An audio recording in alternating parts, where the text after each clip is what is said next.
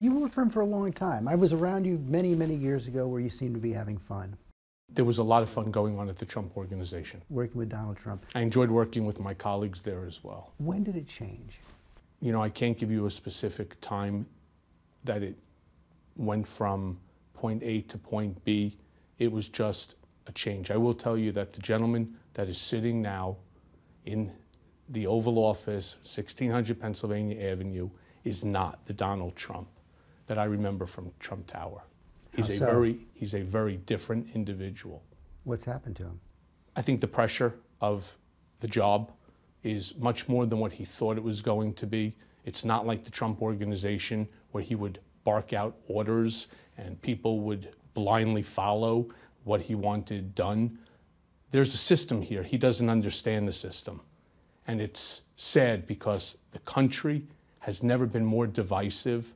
And one of the hopes that I have out of the punishment that I've received, as well as the cooperation that I have given, I will be remembered in history as helping to bring this country back together.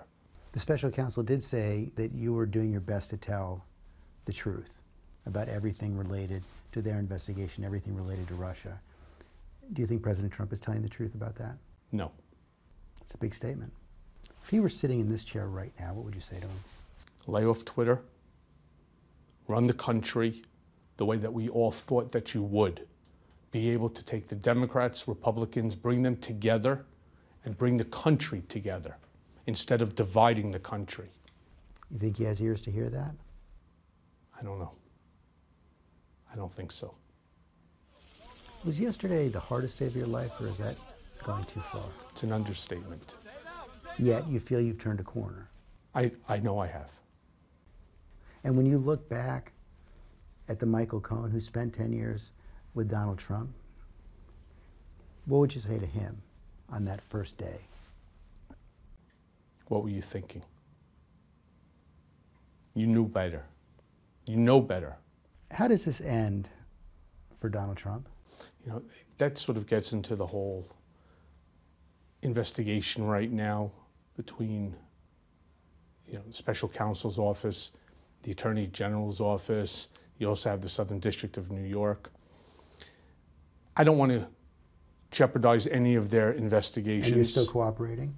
If they want me, I'm here, and I'm willing to answer whatever additional questions that they may have for me. Right, but so you're saying there are certain areas that you can't get into because you're still cooperating with them?